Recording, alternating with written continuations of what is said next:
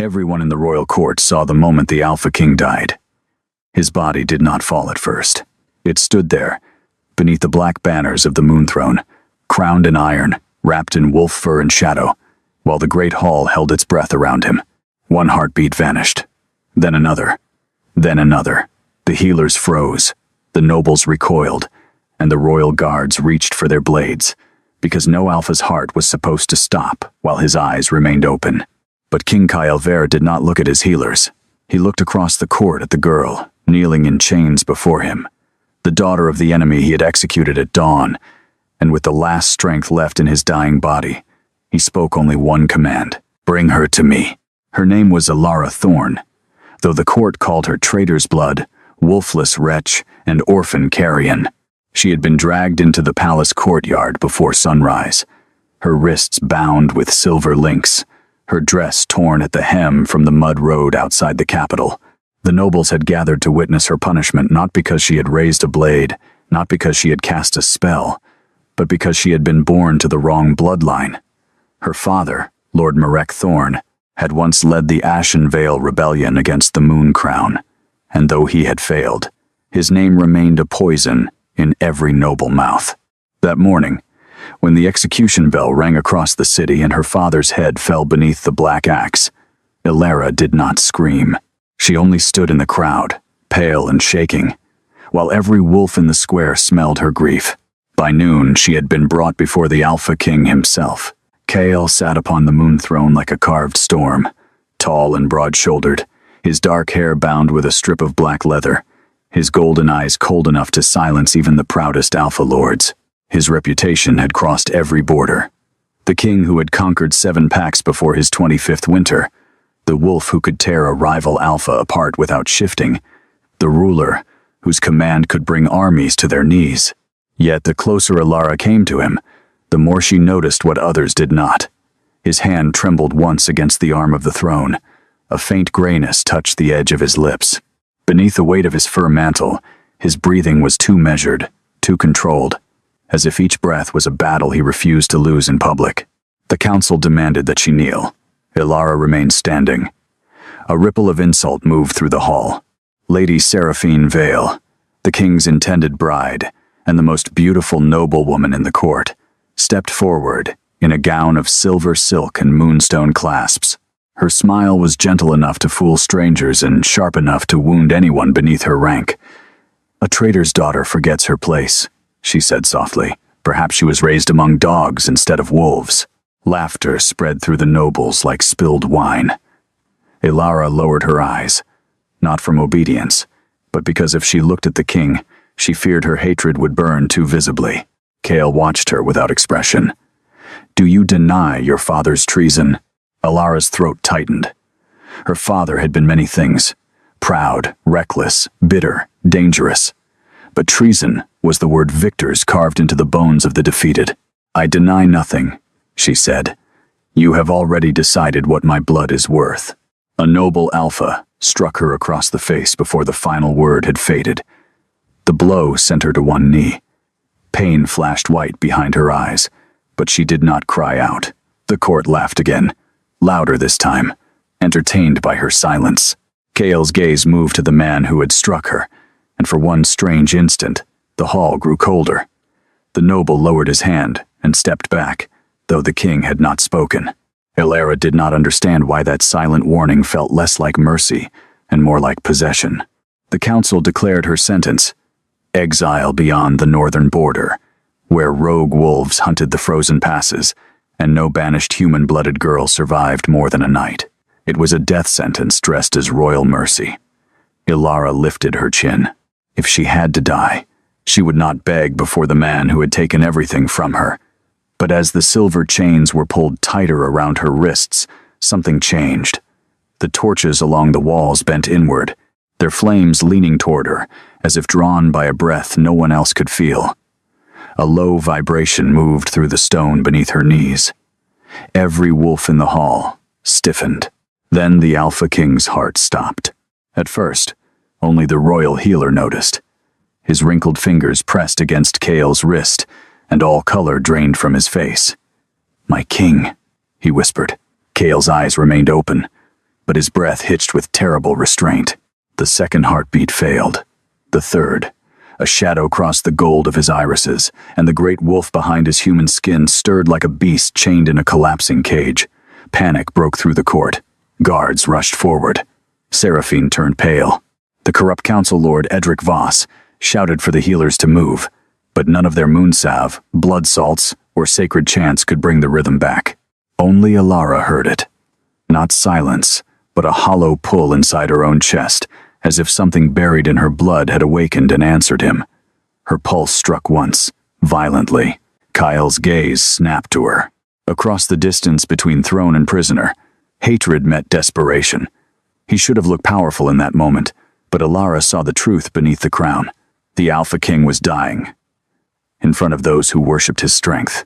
And somehow, impossibly, his body was calling for hers. "Bring her to me," he commanded. The guards hesitated. Seraphine stepped in front of him. "My king, she is poison, her father's blood." Kyle's hand closed around the arm of the throne hard enough to crack the black oak. His voice dropped into the rougher register of the Alpha Command. Now, Ilara was dragged across the hall. Every noble stared as if she had become a blade held to the king's throat. She tried to pull back, but the silver burned her wrists, and the guards forced her forward until she stumbled at the base of the throne. Kyle reached for her. She recoiled. He caught her hand anyway. The moment his skin touched hers, his heart struck back to life. It was not gentle. The sound thundered through the hall like a war drum. The torches exploded upward in white flame. The stained glass windows trembled. Ilara gasped as heat surged from his palm into hers, wild and ancient, binding itself around her pulse. Kale bent forward, his breath returning in a violent rush, his fingers tightening around her hand as if she were the edge of the world. The court went silent.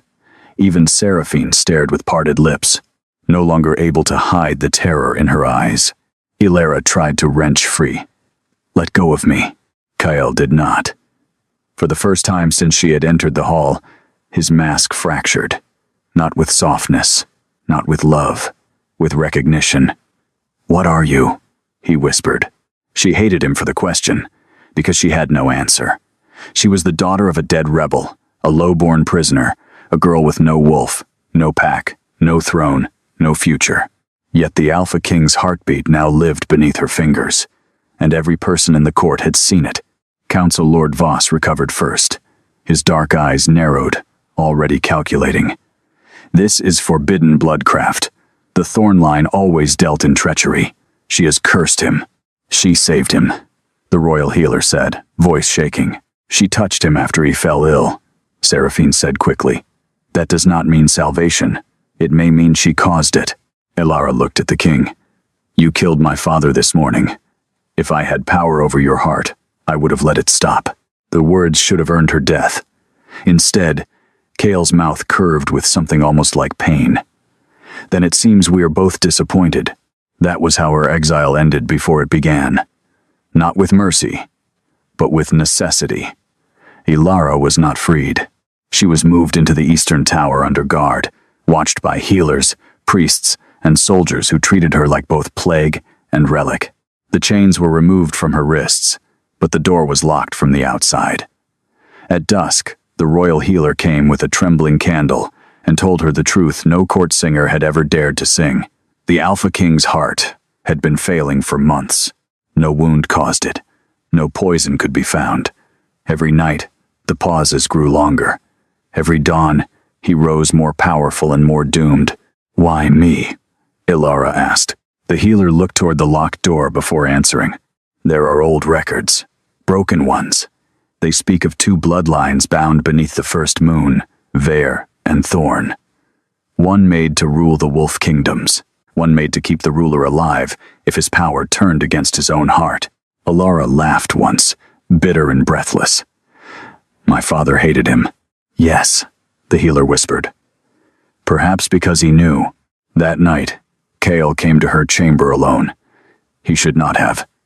Kings did not visit prisoners in locked towers without witnesses, yet he entered like a shadow given flesh, the gold in his eyes dimmer than it had been in court. Ilara stood by the window, refusing to bow. Beyond the glass, the capital burned with torchlight, and somewhere beneath those walls, her father's body had already been taken away. "I did not come for forgiveness," Cale said. "Good, I have none." His jaw tightened. He deserved her hatred, and that seemed to anger him more than any insult. "Your father led 3 packs into rebellion. Hundreds died. And you executed him in public so the rest would kneel. He would have torn this kingdom apart. He was my father." Silence settled between them, hard and alive. Then Cale's hand pressed briefly to his chest. Ilara saw the flicker of pain he tried to hide. One heartbeat missed, his shoulders locked. The air in the room thickened. Against her will, Ilara felt the absence inside herself, the same hollow pull from the throne room. His body was failing again. "Do not look so pleased," he said through clenched teeth. "I am not pleased." "No?" "No," she said, and stepped closer before she could stop herself. "I am angry that even your death demands something from me." His eyes lifted to hers. For a dangerous moment, neither moved. Then he held out his hand. It was not a request, not quite, but it was not a command either, and that difference unsettled her more than his authority. Ilara stared at his palm, remembering her father's blood on the square stones. She wanted to let the silence inside his chest widen. She wanted justice to feel simple. But when his breath faltered, when the great Alpha King's face went pale beneath the moonlight, she saw not a tyrant, but a man trapped inside a body that had become its own executioner. She placed 2 fingers against his wrist. His pulse returned instantly. Kyle closed his eyes. The relief that passed over his face was so raw that Ilara looked away. He was too close. His scent filled the room. Winter pine, iron, smoke, and something wild beneath it, something wounded. Her own pulse changed, matching his rhythm before she realized it. Heat moved between them. Not desire at first, but recognition older than choice. A forbidden thread tightened around her ribs. Kyle opened his eyes. "This cannot leave this tower. It already happened before the court." They saw a reaction. "They do not know what it means. Do you?" His answer came too slowly. "No." And that was the first truth he gave her. Days turned into a ritual, neither of them named. At sunrise and midnight, when his heart weakened, Ilara was brought to him. Sometimes in the healer's chamber, where silver instruments lay across black velvet and ancient books were open to crumbling pages. Sometimes in the war room, where generals pretended not to stare as the king's hand closed around hers beneath the council table. Sometimes in the throne room itself, where nobles whispered that the traitor's daughter had bewitched him. Every time her skin met his pulse steadied. Every time she pulled away, the rhythm held a little longer than before, as if his heart was learning her. Hatred should have made it easier. It did not. Forced proximity is a cruel tutor. Ilara learned the small signs of his pain, the pause before he spoke, the stiffness in his fingers, the way his wolf pressed too close to the surface when his heart faltered. Kale learned her silences, when grief closed her throat, when rage sharpened her eyes, when fear made her hands cold but never made her bow. He gave her no tenderness in public, but when a noble called her thorn filth during a council session, Kale's command cracked through the room so violently that the man dropped to one knee, gasping. "Speak of her blood again," the king said, "and I will remove yours from your body." Ilara should have felt satisfied. Instead, the protection felt dangerous. Every time he defended her, the court hated her more. Seraphine hated her most of all. The noblewoman's smiles grew colder, her words sweeter, her presence sharper. She visited Ilara one afternoon carrying a tray of sugared figs as if they were friends. "You must be exhausted," Seraphine said, setting the tray untouched on the table. "Being needed by a king can feel like power, especially to a girl who has never had any." Ilara stood near the hearth. "I did not ask for this. No, girls like you rarely ask. You simply appear in moments of weakness and call it fate." "Are you afraid of me?" Seraphine smiled. "Of you? No. I am afraid of what desperate men mistake for devotion." She moved closer, the moonstones at her throat gleaming. "Kale was promised to me before your father raised his banners. Our marriage will unite the Eastern Pacts. You are a temporary affliction. Remember that." Ilara looked at the untouched figs. "If I am temporary, why bring poison?" For one heartbeat, Seraphine's smile vanished. Then she laughed softly. "Careful, little thorn. The court already believes you cursed him. One more accusation, and they will beg him to burn you." That night, Ilara told KL. He did not dismiss it. He summoned the tray, had the figs tested, and watched in silence as the royal healer dropped one into a dish of wolf's blood. The blood turned black. KL's expression did not change, but something colder than rage entered the room. "Leave us," he ordered. When the healer fled, Ilara folded her arms. "Will you execute her too? She is protected by 3 noble houses. My father was protected by none." His gaze cut to her. "Your father marched on my capital, and Seraphine tried to poison the only person keeping you alive. That is why she will not touch you again. You cannot promise that." "No," he said, stepping closer, "but I can promise what happens if she succeeds." Ilara hated the way his nearness changed the air. "Do not make my survival about your vengeance." "It is not vengeance. What is it then?" His answer seemed to catch behind his teeth.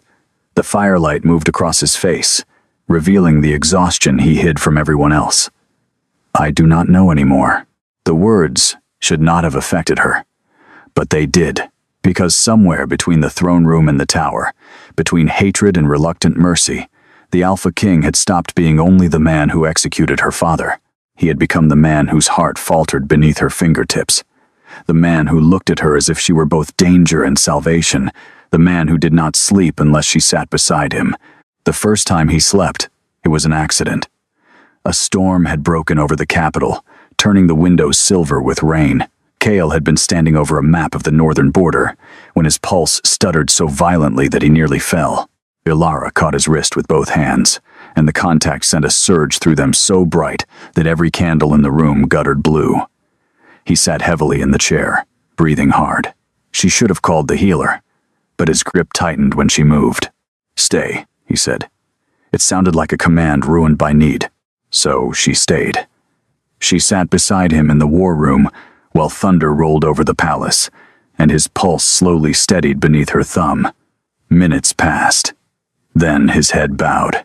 The feared Alpha King of the Moon Crown, conqueror of rebel packs, executioner of her father, fell asleep with his hand wrapped around hers. Ilara stared at him, unable to move. Sleep softened him in a way waking never did. The cruel line of command eased from his mouth. The pain between his brows disappeared. He looked younger, not harmless, never that, but human. A strange ache opened in her chest, and for the first time, she wondered what kind of curse had been killing him long before her father's rebellion. At dawn, Kale woke to find her still there.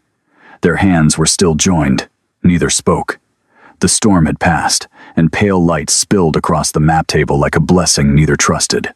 Then Kale's thumb moved once over her knuckles, barely a touch at all, and Ilara felt the forbidden bond answer deep in her blood. After that, the anomalies grew stronger. Flowers bloomed out of season wherever Ilara walked through the winter gardens. Wolves that snarled at everyone else lowered their heads when she passed. The ancient moonstone above the throne glowed faintly whenever she entered the hall. In the royal crypt, sealed doors whispered her name, though she had never been there. The healer grew more nervous with every sign, and Council Lord Voss grew more determined to name her a witch. Kale ordered old records brought from the Forbidden Archive. For 3 nights, he and Ilara read by candlelight under guard, turning pages that smelled of dust, bone, and secrets. They found drawings of 2 wolves beneath a black moon, one crowned, one bleeding. They found references to a heart-bound line, a bloodline created not by love, but by treaty, after the First Wolf War. The Veer Kings had been born with too much alpha power, their hearts burning under the weight of command. The Thorn bloodline had been shaped to anchor them, to steady them, to survive what no other body could survive. Then, Ilara found the final passage. The heartbound was not servant to the king. She was his equal, under the old law. If the bond awakened, the throne recognized both hearts or neither. Kale read the line over her shoulder. His body went still. Ilara turned the page with shaking fingers. Did my father know? Kyle did not answer. Did he rebel because your court tried to erase my bloodline?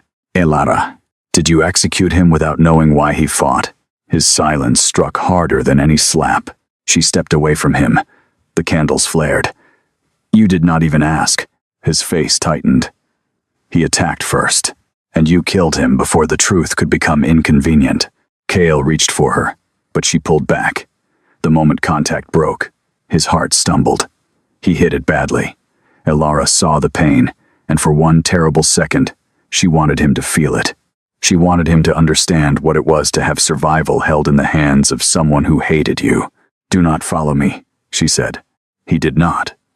But as she left the archive, she heard his breathing falter behind her, and the sound followed her all the way to the tower. The betrayal came at the Blood Moon Convocation, when every Alpha Lord in the kingdom gathered to renew fealty to the Moon Crown. The hall blazed with crimson torches. Noble houses stood beneath their banners. Seraphine wore white, the color of a bride, though no wedding had been announced. Ilara had been ordered to remain hidden, but Council Lord Voss had other plans. Halfway through the ceremony, as Kael lifted the ceremonial blade to cut his palm before the moonstone, the great doors opened. Guards dragged Ilara in, her wrists bound again in silver. A murmur rose through the court. Kael turned so sharply the blade cut deeper than intended. Blood ran down his hand. Voss stepped forward, holding one of the forbidden archive pages. My king, forgive the interruption, but the court deserves truth. This girl is not merely a traitor's daughter. She is the last vessel of a bloodline bred to control the Vaer throne. Chaos erupted. Alphas snarled. Nobles drew away from Ilara as if her breath carried plague. Seraphine's voice rose above the noise, clear and trembling with false grief. She has bound the king through blood magic. She has weakened him, isolated him, turned his judgment against his own court. That is a lie, Ilara said. Voss smiled. Then prove it. Release him. The command landed like a blade. Every eye turned to her. Kael began moving toward her, but Voss lifted a silver dagger. One step, my king, and the court will know you cannot resist her. Kael stopped. Not from fear. From fury so controlled it made the stone beneath him crack. Voss turned to the gathered lords. Let the traitor's daughter remove her influence. Let her stand apart from him until the moonstone judges whether he lives by his own strength or hers. Ilara understood then. This was not a trial. It was an execution arranged for both of them. If she touched Kael, they would call it control. If she refused, his heart would fail before the entire kingdom. Either way, the court would turn. Kael looked at her across the hall. For the first time, he seemed afraid not for himself, but for what they were forcing her to choose. Do not, he said, too low for anyone else to hear. Voss cut Ilara's palm with the silver dagger and shoved her beneath the moonstone. Her blood fell onto the ancient floor. The stone above the throne erupted with red light. The hall shook. Beneath Ilara's feet, old symbols burned through the marble, circling her like a crown made of fire. The court fell silent. The moonstone did not condemn her. It bowed. Light poured over Ilara's body, lifting her hair, burning away the silver chains as if they were thread. A mark appeared over her heart, a black thorn wrapped around a silver crown, the same mark carved into the oldest page of the archive. The royal healer dropped to his knees. One by one, the oldest wolves in the court followed, not out of loyalty, but out of terror. Voss staggered back. Impossible. Seraphine's face twisted. No, she is nothing. But Ilara was no longer listening. Memories that were not hers flashed through her blood. A queen with thorn eyes standing beside the first Vaer king, a pact sealed beneath a dying moon, children hidden, records burned, generations hunted until only one daughter remained. Her father's voice came through the storm inside her. Survive, Ilara. Not because they pity you, because they fear what you are. Kael's heart stopped again. This time, the whole court heard the silence.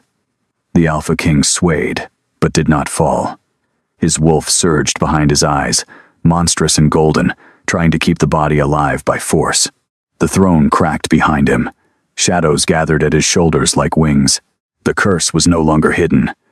His power was devouring the heart meant to contain it. Ilara moved toward him. Voss shouted for the guards. Seraphine screamed that the witch must not touch the king. A dozen blades rose. But before any soldier reached her, KL shifted. Not fully. Not cleanly. His wolf form tore halfway through his human shape, towering, dark-furred, crowned in bone-white moonlight, eyes burning with a pain so ancient, the entire court stumbled back. He was magnificent and terrifying, a king becoming the monster his crown had demanded. And still, he reached for Ilara. That was the thumbnail moment the kingdom would never forget. The dying Alpha King, half transformed before his court, clawed hand outstretched toward the enemy's daughter, as her blood burned silver gold across the floor, while every noble who had mocked her watched in horror as the moon throne chose her. Ilara took his hand. The bond exploded. It did not feel like surrender. It felt like two storms colliding and becoming one sky. Kale's heartbeat returned through her palm, then through the hall, then through every wolf who had sworn to the moon crown. The force threw Voss backward against the council steps. The silver dagger melted in Seraphine's hand. Kale's monstrous form shuddered, shrinking back as Ilara pressed her other hand to his chest. Beneath fur and shadow, beneath curse and command, she found the failing rhythm and held it. "Breathe," she whispered. His golden eyes locked on hers. No one in the hall moved. "You should have let me die," he said, voice broken by the wolf. "Yes," Ilara whispered. "I should have." But she did not. And that was the most dangerous truth of all. When the light faded, Kale stood human again, one hand over hers against his heart. The court stared at them, as if the old gods had returned. Voss tried to rise, but Kale turned his head. "Seize him." No guard moved at first. Then the captain of the royal guard stepped forward and placed his blade at Voss's throat. Others followed. The balance of power shifted so visibly that it felt like another kind of magic. Seraphine backed away. "Kale, you cannot believe this creature over your own blood." Kyle's voice was quiet. "You tried to poison her. For you. You conspired with Voss. To save the throne." Kale looked at Ilara, then at the mark, glowing over her heart. Seraphine's beauty broke under rage. "She is the daughter of your enemy." "No," Kale said. "She is the daughter of a man my court silenced because her bloodline threatened their power." Ilara stared at him, stunned. He did not look away. In front of every Alpha Lord, every noble, every enemy waiting to see him choose pride over truth, Kale lowered himself to one knee before her. The hall seemed to lose its breath. "I took your father's life," he said. "I cannot return it. I cannot ask your forgiveness before those who helped bury the truth, but I can give you what was stolen from your blood." Ilara's throat closed. Kale bowed his head. "Ilara Thorn, heartbound heir of the old pact, rightful equal beneath the moon crown, I recognize you before the court." Power reversed in a single silence. The girl they had dragged in chains stood above the king who had condemned her. The nobles who had laughed at her now lowered their eyes. The council that had named her witch trembled before the mark on her chest. For one breathless moment, Ilara could have commanded anything. Exile, execution, revenge. She looked at Voss, at Seraphine, at every face that had enjoyed her humiliation. Then she looked at Kale, still kneeling, his heart alive only because she had chosen mercy over hatred. "Rise," she said. He did. The court trials lasted 7 days. Voss confessed only after the ancient archives were opened and witnesses emerged from forgotten prisons beneath the palace. The council had known of the heartbound line. They had hunted it, weakened it, rewritten the rebellion as treason, and pushed Kale toward war before he could discover why the Thornpacks resisted. Seraphine had not caused his dying heart, but she had hidden the healer's findings, hoping the king would marry her before his weakness became known. Once queen, she planned to rule through his decline. Ilara listened to the confessions without flinching. Grief did not become easier with truth. It became heavier. Her father had not been innocent of bloodshed, but he had not been the monster the court had made him. Kale stood beside her through every testimony, silent unless asked, never once reaching for her, unless his heart forced him to. That restraint mattered more than apology.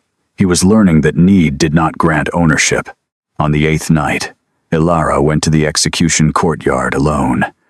The stones had been scrubbed, but rain could not wash memory from a place like that. Kale found her there beneath the moon. "I ordered a marker for him," he said. "Not in the traitors' field. In the royal dead garden, where the old packed families were once buried." Ilara closed her eyes. "You think that repairs it?" "No." "Then why tell me?" "Because I will spend the rest of my life naming what my crown tried to erase, whether you stand beside me or not." She turned to him. He looked tired, but not as fragile as before. Since the reveal, his heart had strengthened, though it still faltered when she stayed away too long. The bond between them had become less like a chain and more like a door. Neither knew how to open without fear. "I hated you," she said. "I know. I wanted you dead. I know. Part of me still does." Pain crossed his face, but he accepted it. Then let that part speak whenever it must. Ilara studied him beneath the moonlight. The feared Alpha King, the man who had executed her father, the dying wolf who had held her hand like salvation, the ruler who had knelt before her, when pride would have been easier. Love was too simple a word for what lived between them now. It was grief and fury, need and choice, blood memory and dangerous tenderness. It was not clean, but it was alive. His pulse stumbled. Only once. He did not reach for her. That was why she reached first. Her fingers closed around his. His breath caught, not from pain this time, but from the softness of being chosen when he had refused to demand it. The bond warmed between them, no longer violent, no longer only survival. Somewhere beyond the walls, the wolves of the capital began to howl, one by one, answering a rhythm older than the throne. "I will not be your cure," Ilara said. Kyle nodded. "No, I will not be your prisoner. Never again. If I stand beside you, it will be because I choose it." His hand tightened slightly around hers. "Then I will spend every dawn earning that choice." The resolution did not come as a wedding beneath cheering banners. That would have been too easy. And theirs had never been an easy story. It came slowly, through winter councils where Ilara's voice reshaped laws that had once erased her, through nights when Kael woke from dreams of blood and found her beside the fire, not because guards had brought her, but because she had stayed. It came through arguments sharp enough to shake the windows, through silences that healed more than apologies. Through the first time, Kael laughed softly at something she said, and looked almost startled by the sound. It came through the day Ilara entered the throne room wearing no chains, no borrowed gown, but the black and silver mantle of the heartbound line, and every alpha in the kingdom bowed. And when the final rite came beneath the full moon, the court gathered not to witness humiliation, but recognition. Kael stood before the moon throne, his crown in his hands. Ilara stood beside him, her mark glowing faintly beneath her collarbone. The royal healer asked whether she accepted the ancient bond, not as servant, not as sacrifice, not as captive cure, but as sovereign, equal. Ilara looked at Kael. The hall waited. He did not plead with his eyes. He did not command. He simply stood there, heart beating steadily enough for both of them to hear, and let her choose. "Yes," she said. The moonstone blazed white. Kael placed the crown not upon his own head, but between them, upon the altar of black stone. Then he took her hand before the entire kingdom. This time, no one gasped in fear. This time, when his heartbeat answered hers, it did not sound like death being delayed. It sounded like a kingdom beginning again. And much later, when the torches had burned low, and the court had emptied into legend, Ilara stood with him on the balcony above the sleeping capital. The wind lifted her hair. His cloak brushed her shoulder. Below them, wolves howled beneath the moon. Not for war, not for mourning, but for the strange and impossible truth that the daughter of his enemy had become the keeper of his heart, and the Alpha King, who had once ruled by fear, had finally learned how to live by surrender. The night had not truly ended. Even after the vows beneath the moon, even after the court had bowed, even after Kael's heartbeat no longer sounded like something stolen from death. The silence that followed felt too fragile, as if the world itself were holding its breath, waiting for something unseen to break it. Ilara stood beside him on the highest balcony, her hand no longer in his, yet the bond between them still pulsed steady, alive, chosen. Below, the kingdom slept under silver light, unaware that its future had already shifted, that the girl they had chained now stood where queens were meant to stand. And still, something was wrong. It began as a tremor inside her chest. Not pain, not fear. A rhythm, not his. Ilara, still. Kael noticed instantly. He always did. What is it? He asked, his voice low, controlled, but beneath it, something sharper waited. She didn't answer at first. Her gaze drifted beyond the palace walls, beyond the forests, beyond anything her eyes could actually see. I hear it, she whispered. Hear what? A heartbeat. Kael's expression darkened. Mine? She shook her head slowly. No.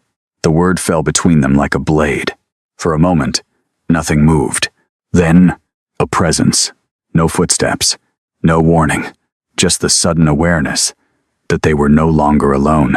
Kael turned first, instinct snapping into place as he stepped slightly in front of her, not shielding her entirely, but positioning himself where any threat would have to pass through him first. Ilara followed his gaze, and her breath caught. He stood in the moonlight, as if he had always been there. Tall, still, wearing the dark, silver-threaded cloak of Ashen Veil, the same cloak that had been stripped from everybody after the rebellion was crushed. His face, her face, reflected in a harsher, older form. But it wasn't his appearance that froze her. It was the absence. No scent, no breath, no heartbeat, only a hollow stillness that did not belong to the living. Father. The word escaped her before she could stop it. Kael's hand closed around her wrist, not to restrain her, but to ground her. The man smiled. But it was wrong. Not warmth. Not love. Something distant. Something that had crossed beyond death and returned. Too altered. I am no longer the man you remember, Ilara, he said not aloud, but directly into her mind. But I remain the only one who can tell you what this kingdom buried. Kael stepped forward, his voice sharp. You have no place here. The figure's gaze shifted to him, and for a single instant, the air itself seemed to tighten, as if reality strained under the weight of something older than the throne. I did not come for you, Ver King, he replied coldly. But if you believe your crown is the center of this world, then you have been blind far longer than you realize. Ilara barely heard them, because the heartbeat came again, stronger, closer, pulling at something deep inside her like an invisible chain. There's another one, she whispered. The figure nodded. Yes. Kael's attention snapped back to her. Explain. She shook her head, breath uneven. It's not yours, but it reacts to me, like yours did. Silence stretched, heavy, unavoidable. You were never meant to save only one king, the figure said. Ilara's chest tightened. What do you mean? You were created for balance, he said, for those whose power consumes them. The Veer line was only the first, not the last. Kael's jaw hardened. Speak clearly. The figure turned fully toward Ilara now, ignoring the command entirely. There is another ruler, he said. Another heart breaking under a power it cannot contain. The wind shifted. The moon dimmed behind passing clouds. And when that heart stops, his voice dropped, colder than the night itself. This kingdom will not be the only one that falls. Ilara felt it again. That pull, that second heartbeat. Faint, distant, but real. Where? She asked, barely breathing. The figure's form flickered just slightly, like something that could not fully remain in this world. Beyond your borders, beyond your king. Kael stepped closer to her now, his presence firm, grounding, but no longer possessive. Then we go, he said. Ilara turned to him. Just hours ago, she had chosen to stand beside him. Now, the world was already demanding more. You would leave your throne? She asked. His eyes held hers steady, unflinching. "My throne survives because of you," he said. "If this, whatever it is tied to you as I am, then it is already my war." The figure watched them both, and for the first time, something like approval flickered in his hollow gaze. "Be careful, Alara," he said softly. "The next king may not kneel." The words settled like prophecy. Then he was gone. No sound, no trace, only the cold echo of his presence lingering in the air, and the heartbeat, still there, still calling. Ilara turned back toward the horizon. The night no longer felt peaceful. It felt like the beginning, not of a reign, but of something far more dangerous. And beside her, the Alpha King, once her enemy, now bound to her by something deeper than fate, tightened his hand around hers, not in control, but in quiet understanding, because whatever came next, they would face it together, or not survive it at all. The horizon did not look the same anymore. It was still the same stretch of distant mountains, the same dark forests curling beneath silver moonlight, but now it felt closer, as if something on the other side of the world had begun to reach back. Alara did not move for a long time. Her fingers remained laced with scales, not out of need, but because neither of them had let go. That second heartbeat still pulsed through her, faint, unfamiliar, but impossible to ignore. "It's getting stronger," she whispered. Kale's gaze remained fixed on the darkness beyond the borders of his kingdom. "Then it's not just a warning. No, it's a summons." The words settled between them like a blade. Alara exhaled slowly, steadying herself. Just hours ago, she had been crowned not with gold, but with recognition. Just hours ago, she had chosen him, not because she had to, but because she wanted to. And now the world was asking her to leave. "I don't even know what I am yet," she said quietly. Kyle turned to her. For once, there was no command in his expression, only truth. "Then we find out." That was how it began. Not with war, not with prophecy, but with a choice neither of them could take back. They left before dawn. No ceremony, no farewell. Only a small escort of the king's most trusted warriors, dismissed halfway through the northern pass once the mountains swallowed the road and the air turned thin with frost. Beyond that point, even kings did not rule. The land belonged to older things. Ilara felt it the moment they crossed the border. The bond between her and Kyle shifted, not weaker, but stretched, like a thread being pulled in two directions. One anchored in him, one pulling her forward. "That way," she said, without thinking. Kyle did not question her. He followed. Days turned into silence. The further they traveled, the stranger the world became. Wolves did not howl here. They watched, eyes glowing faintly between the trees, unmoving, as if they recognized something in Ilara that they did not dare challenge. The nights grew colder, and the heartbeat grew louder. Not in her ears, in her bones. Each step forward tightened it. Each breath brought it closer. Until finally, they found it. Or rather, it found them. The valley opened, without warning. A scar in the earth, carved between jagged black cliffs. At its center stood a fortress, not like Kale's. No banners, no torch, no signs of life. Only stone, dark, ancien, and wrong. Ilara stopped, her entire body locked. "That's it," she whispered. Kyle stepped beside her, his presence immediately sharpening, his wolf rising just beneath his skin. "I can feel it too now." The heartbeat, deep, violent, barely controlled.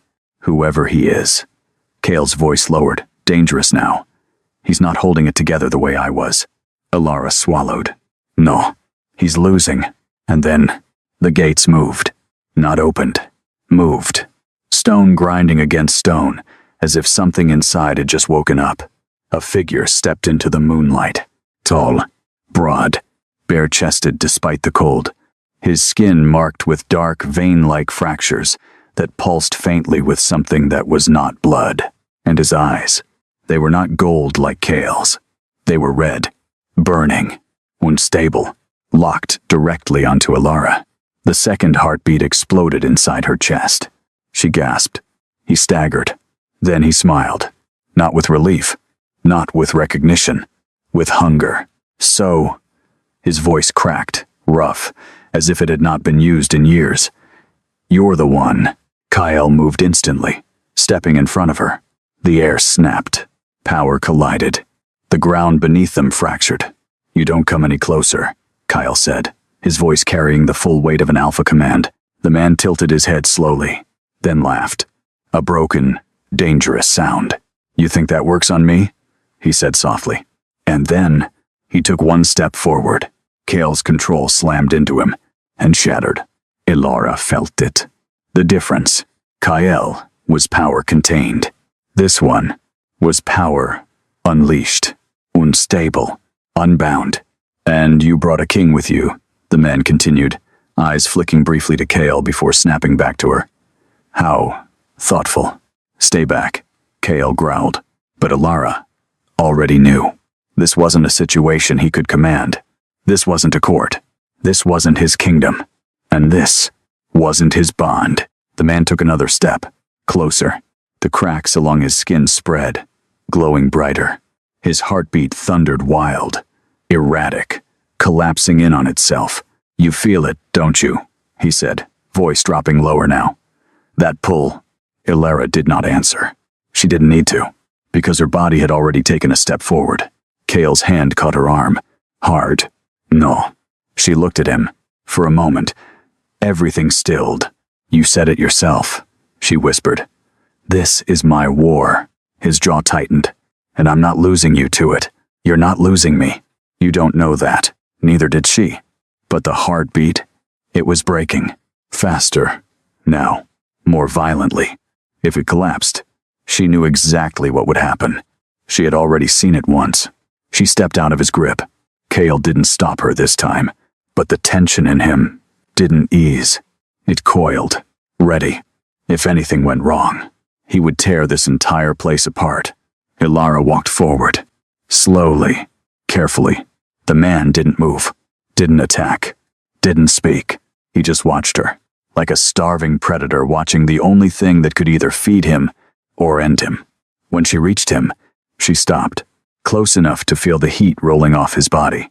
Close enough to hear the chaos inside his chest. Up close, it was worse. The cracks across his skin weren't just surface. They were splitting him apart from the inside. How long? She asked, softly. He let out a breath that almost sounded like a laugh. Long enough to forget what it feels like. To not want to kill everything that breathes. Her chest tightened. Kale shifted behind her. Unhappy. Alert. Dangerously close to stepping in. Ilara raised her hand. The man's eyes dropped to it. Then, back to her face. Careful, he murmured. I don't stop. I know. You really don't. Neither did he, she said quietly. The man glanced past her. At Kyle. Understanding flickered. Then something darker replaced it. You saved him, he said. Yes. And now you're here to save me too? Ilara didn't answer immediately. Because this was different. Kale had fought his curse. This one had embraced it. I don't know yet, she said honestly. Something in his expression shifted. Not softer, but interested. Good, he said. And before Kyle could react, he grabbed her wrist. The bond detonated. Not like before. Not controlled. Not stabilizing. Violent. Chaotic. Two forces colliding without balance. Ilara gasped as the connection surged through her, his heartbeat slamming into hers, wild, consuming, dragging her towards something darker. Kale moved. Too late. The man didn't let go. Instead, he pulled her closer, eyes burning, voice dropping into something far more dangerous. You're not just his cure, he whispered against the storm between them. You're the key to all of us. And in that moment, Ilara realized something terrifying. She hadn't just walked into another bond. She had walked into a war. One where Kyle might not be the only one who needed her, and not the only one willing to claim her. The moment his fingers closed around Ilara's wrist, the world broke. Not shattered, not destroyed, but split. Two forces raw, ancient, and violently incompatible collided through her body like opposing storms tearing across the same sky. Kael's bond was controlled, disciplined, forged through resistance and restraint. This one did not ask. It consumed. Ilara gasped as the Second King's power surged into her, dragging at her heartbeat, trying to force it into rhythm with his wild, unstable ravenous.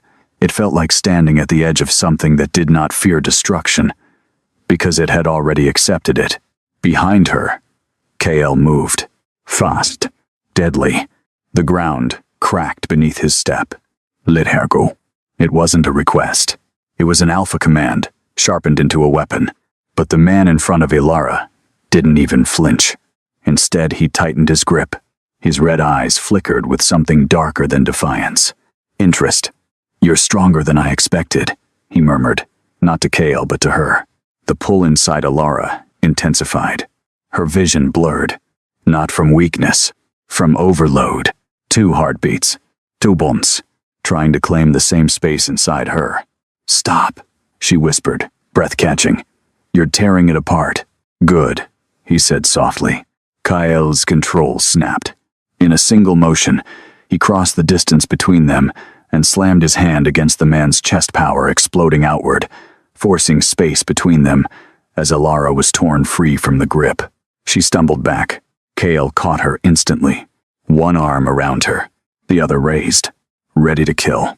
The air itself trembled. "Touch her again," Kael said, voice low and lethal, "and I won't stop at breaking you." For the first time, the Second King laughed. Not loudly, not wildly, just enough to make something cold settle deep in Ilara's spine. "You think you can?" he asked. Kael didn't answer. He shifted. Not partially, not restrained. Fully. The Alpha King's wolf erupted into the night. Massive, black-furred, eyes burning gold like twin suns, locked on a single target. Power rolled off him in crushing waves, the kind that bent lesser wolves to their knees without a word. This was not the king the court saw. This was the predator that built the throne. Ilara felt it, felt the weight of what he truly was. And still, the other man didn't back down. Instead, he smiled wider. "Finally," he said, and then he changed.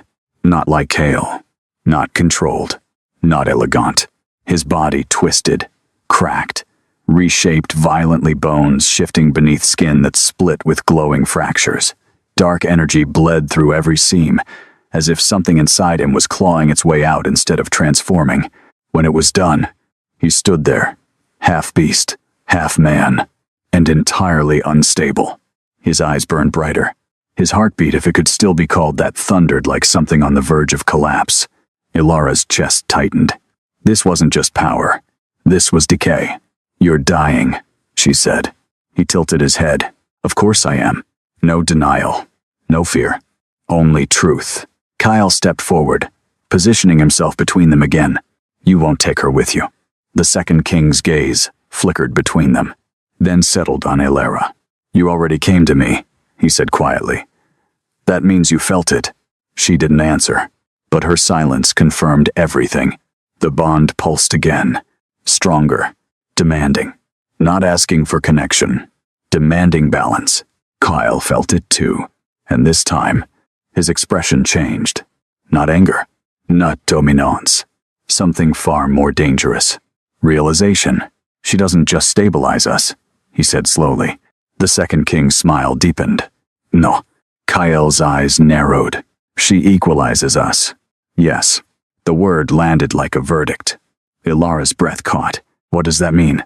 Neither of them looked away from each other. "It means," the Second King said, voice lowering, "you're not a cure." Kael's jaw tightened. "You're the center."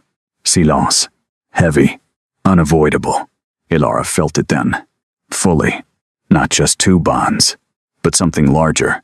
Something forming. A system. A balance. And she was the axis. "No," she said, shaking her head. "That's not."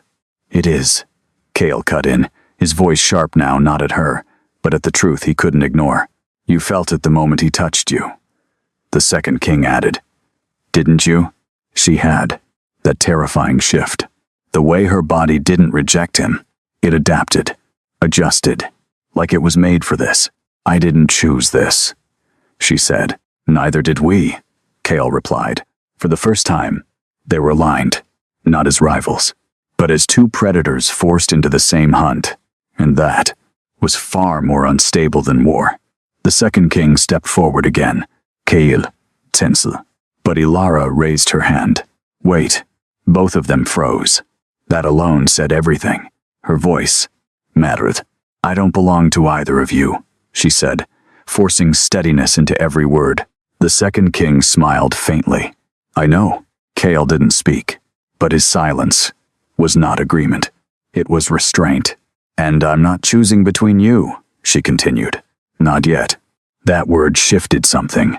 Kyle's gaze sharpened. The second king's interest deepened. "Then what are you choosing?" he asked. Ilara exhaled slowly. Her heart steadied, not because of one bond, but because she forced it to. "I'm choosing control." A pause. Then, for the first time since they met, the second king stepped back, not in defeat, in acknowledgement. "Then you'd better learn fast," he said quietly. "Because if you don't," his eyes flicked to Kale, then back to her, "one of us will break first." And the terrifying part, Ilara already knew. It wouldn't be him. It wouldn't be Kale. It would be her, unless she became something stronger than both kings combined. The wind howled through the valley. The bond pulsed again. Not once, not twice, but continuously now. No longer a connection, a system, a war waiting to happen. And at the center of it, Ilara stood between two kings, who were no longer just fighting to survive. They were starting to fight. For here, the valley could not hold them much longer. Power pressed into the air from every direction. Kale's controlled dominance, the rival king's violent instability, and Ilara at the center of it all, holding something neither of them fully understood. The bond was no longer a thread. It was a storm, and it was breaking.